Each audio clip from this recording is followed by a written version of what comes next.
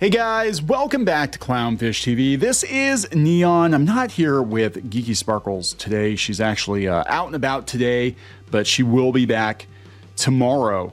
Now, I want to talk about nerd culture, and I want to talk about the culture wars, and I want to talk about the decline of interest in all of this stuff. And I think this is kind of explains what's going on right now, especially with Star Wars and comic books. I'm seeing a lot of infighting. We're seeing a lot of people basically fighting over scraps, right? It seems like the closer to the bottom of the barrel you get for a thing, the more infighting there is, right? And this is comic books and Star Wars news and Star Wars YouTubers, and you know what I'm saying. And really what got me thinking about this was the drama around Star Wars YouTubers and an attempt by some Star Wars YouTubers to get other Star Wars YouTubers canceled. And it feels very desperate. And this is all because of the Acolyte getting canceled, which, again, for the umpteenth time, the Acolyte was canceled due to a lack of interest from the general public. But I think all of this drama is actually helping chase general audiences away. I think it's gotten very, very weird. The geekosphere has gotten very, very weird because the first thing that happened was we saw all these nerd news outlets get incredibly political. Then we saw, kind of activism kick into overdrive in 2015, 2016. And everything became political. Everything became a hockey puck. Every piece of content.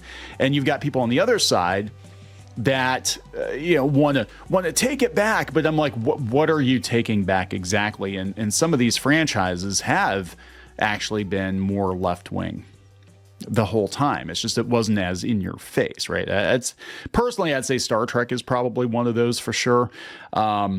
But it's just a really weird scene right now. And I think what's actually killing pop culture is the general public is just looking at all of this drama and they're just noping out because the content's not good. If the content were good, they would stick around. But I think the drama around all of this, the culture war and all that, I think is actually driving normies away. They're like, it's just not worth it. What are you going to do? You're going to introduce your kid to Star Wars so they can grow up to, do what exactly? Dox people, harass people because they don't like a ship. Somebody doesn't like a ship, or put your kid in the crosshairs because they're part of a fandom. You're going to get your kid in the comic books for what? To have the comics rebooted like 15 times of the span of a decade, to watch the prices go through the roof, to again get into internet spats with people. I think that there's a lot of things going on here. I want to talk about this, and I'm going to pull up this article from the Spectator, the decline of Star Wars, and I think I'm going to extend that to comic books and other geek properties as well. And I'm also going to talk about the bright spots. The bright spots are that if you give the audience, the normie audience, what they want, they do come back. But they're looking for basically, I think, that hit of nostalgia, what they remember. And I think they just kind of step over the online drama one way or the other. I'm going to be honest. So before we get into any further, please subscribe for more pop culture news, views, and rants, guys. No woohoos. Geeky's not here. But we definitely appreciate it. Hey, we're going to be doing a Clownfish Minus here pretty soon. I think we're going to pull our support system. We did Patreon for a few months, but I'm like, Patreon with the Apple fees, I think we're going to have to put an end to that before we really get going on there. And I think we're going to move everything over to a new site. And we're going to combine our merchandise and everything into that site as well. And we'll have like merch discounts and stuff. But we're going to have some people helping us with fulfillment, because we're a very, very small crew here.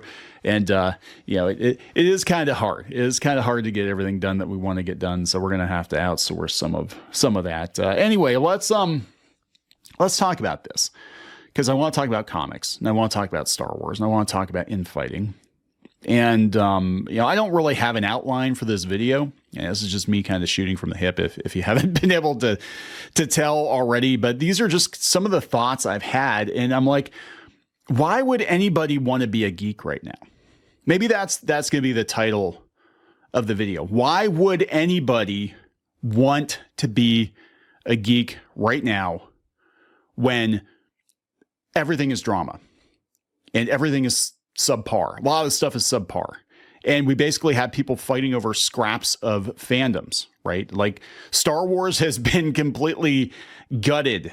I don't know if it's going to come back. If it is going to come back, I don't think it's going to be this generation. I think it might have to rest for a decade or two.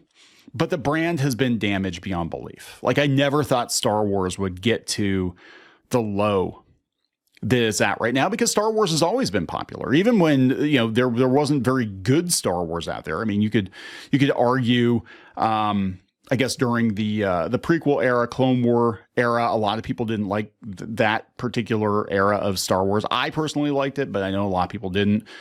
But Star Wars still wasn't in the state that it's in right now. And I think some of it is because of the content being subpar, and some of it's just because of the freaking drama.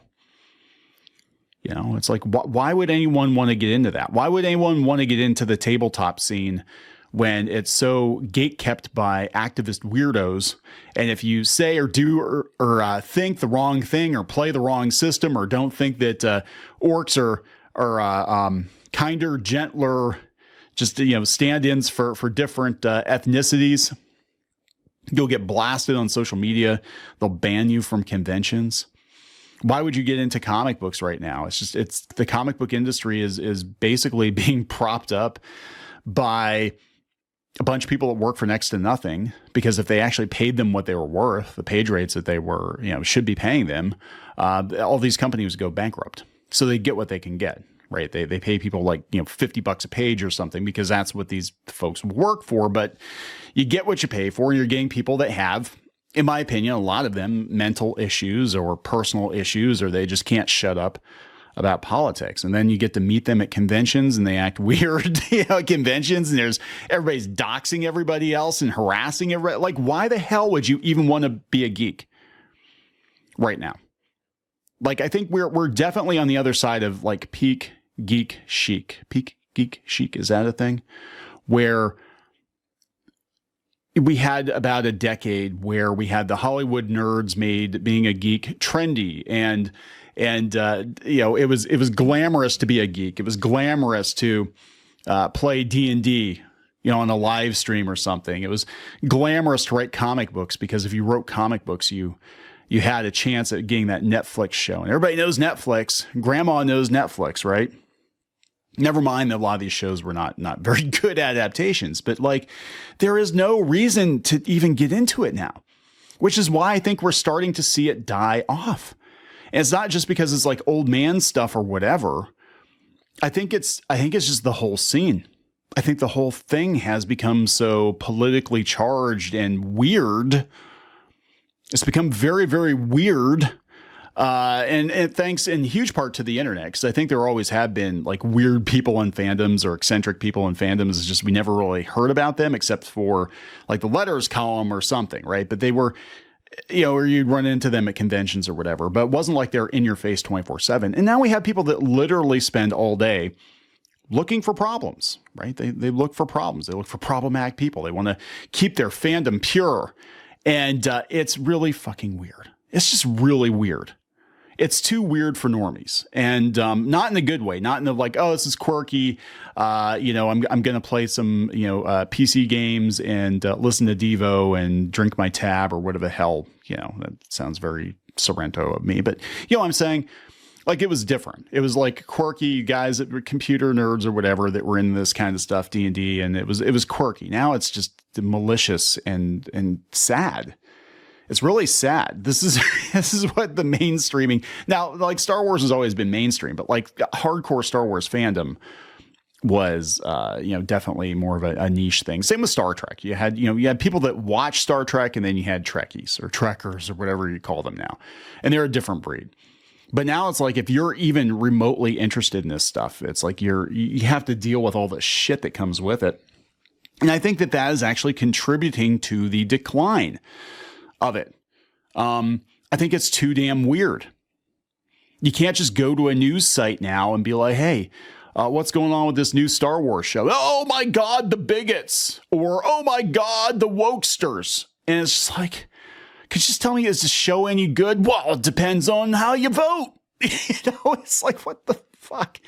So this article, this comes from The Spectator. This is the decline of Star Wars. The franchise has suffered Marvelification. Well, yeah, and we're going to get into comics too, because the same thing is happening with comics right now.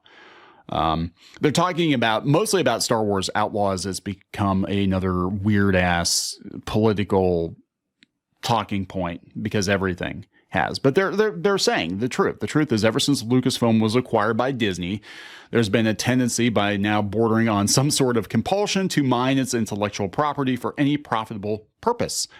In the case of the first Star Wars sequels, The Force Awakens, this led to vast financial success, yes, fueled by nostalgia, glowing reviews, and a rejuvenated interest in the series. Yes, in fact, people forget this. I was there. I was there, Gandalf. I know I'm crossing the streams, but I was there. Between The Force Awakens and The Last Jedi, interest in Star Wars was at an all-time high. That's why a lot of these Star Wars channels, like Star Wars Theory and Star Wars Explained, blew up because people were very interested in where Star Wars was going to go. It was definitely rejuvenated. The Force Awakens made like $2 billion at the box office. Some people hated it, but the general public, I think for the most part, was like, yeah, it feels like Star Wars is back, right? Let's see where we go with it. I was cautiously optimistic. My wife hated it. She hated it right out of the gate. And we actually did a podcast, God, right after we saw the movie, and she called Rey a Mary Sue. I did not, but she just like went, and I'm like, yeah, I'm open to what's going to happen next. And then The Last Jedi happened, and everybody had all these theories. And there were some great fan theories out there. And then the movie dropped, and it was like a massive disappointment for most people, right? Some people liked it. And look, if you like The Last Jedi, it's fantastic. But there's no denying that it broke the fandom in half. And we've got Saltier Than Crates. I don't know which one's which. There are like multiple Saltier Than Crates. One of them does not like us at all, which I don't understand. But they don't like anybody. But yeah, they said that Star Wars is at an all-time low. They're even saying it's an all-time low. You're seeing, toys on clearance for $1, $3. Nobody's buying them. They said, in fact, it was better than the mediocre George Lucas directed prequels. I'm sorry. Another two films followed: the divisive Last Jedi and the Rise of Skywalker, which they claim is entertaining. I still to this day have not seen it. That's how checked out from Star Wars I am. It is inconceivable to my, let's say, 2002 self to not go to the theater to see a Star Wars movie opening night, to not wait in line for tickets. But that's where we're at. Like, I ain't bothered seeing it. And I was kind of curious for a couple of months. And then the more I heard about it, I'm like, you know what? I think I'm good. I think I'm over it. Some of the films and TV shows produced by the Disney regime have admittedly been splendid. Rogue One was good. Yeah, I liked Rogue One. Delivered sheer spectacle and fun better than any of the Star Wars sequels. I think Rogue One is the best movie that Disney has put out. And I think the first two seasons of The Mandalorian are the best TV that I've seen. I haven't seen Andor. People said Andor is actually pretty good. So The Mandalorian did well, although last year's third installment was less enjoyable and less watched. Nevertheless, there's a movie coming. And this is where Disney has got it so wrong. What has happened is the Marvelification of Star Wars. Marvel films were once entertaining, unpretentious adventures with some sly winks to comic book connoisseurs. They became a hugely complex, virtually incomprehensible behemoth spanning several different platforms. The same is now true for Star Wars. There are now too many TV shows to list here, and the recent news that The Acolyte was canceled after one series was acknowledgement that the flabby franchise is faltering, yet they still come.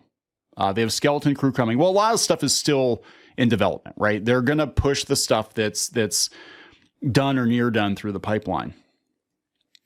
But, they're saying that there's just too much Star Wars, too much mediocre Star Wars. And Disney is just trying to milk it. I think Disney actually would have been better off just,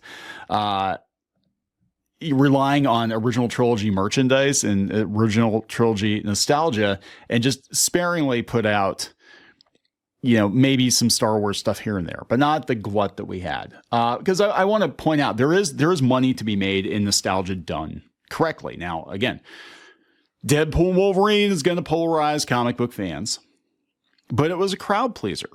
It was a massive crowd pleaser, made a ton of money. And I think, for myself, I don't know if I actually could sit through it again. I think it was a little too jokey. I know it's a Deadpool movie, but I think it was a little too jokey. But we got, mostly comic book accurate representations of X-Men characters. Some of them for the very first time. Gambit. We got Gambit. And that was actually pretty cool to see. I mean, it was definitely fan wank, but it was a crowd pleaser. It was for the general public, and there wasn't really a lot of drama around this one. Beetlejuice 2. We're gonna go see it tonight, actually, and I'm looking forward to it. My daughter is a massive Tim Burton fan. Pinky Boo loves Tim Burton, like everything Tim Burton, and she has for years. She has before. It's cool. I actually took her. We made a trip and went to go see the Broadway play, and it was very different from the movie. But, again, this is another one that's kind of dropping, and there's not a lot of controversy around it. Because this is like, it's geek stuff, but it's also for a general audience. So I'm sitting here thinking like, back in the day, these movies that became like geek tentpoles, other than like Star Wars and Star Trek, a lot of them didn't have the geek fandom around them. You know what I'm saying? Like they became part of geek culture later, RoboCop and Aliens and God, there's so, Ghostbusters, all stuff kind of became, part of the fabric of being a geek that you watch these science fiction movies. But when they first came out, it was entertainment for normies, right? And there wasn't like a fandom around it. And I think the fact that these franchises have become bigger than just normie entertainment is bad. I guess is the best way I can put it. Like, I think that it actually has been kind of sort of the undoing. I think not only is there a lot of it, not only is there a lot of subpar, Star Wars and subpar Star Trek and whatever, but the fandom, the back and forth, like you can read about Beetlejuice, like you look for news on Beetlejuice and it's just middle of the road. Like, yeah, Beetlejuice made money. Michael Keaton's going to change his name back. Cause I guess his name was actually Michael Douglas. He's from Pittsburgh, by the way. Yay. But he had to change his name because of the union rules.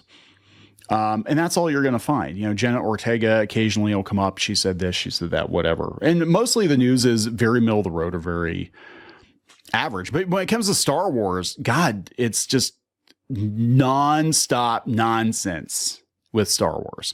When it comes to comic books, it's nonstop nonsense because everybody's fighting over it. And what happens is people are like, you know what? I don't care one way or the other. I'm a normie and I've checked out. Comic book sales. The X-Men got a reboot.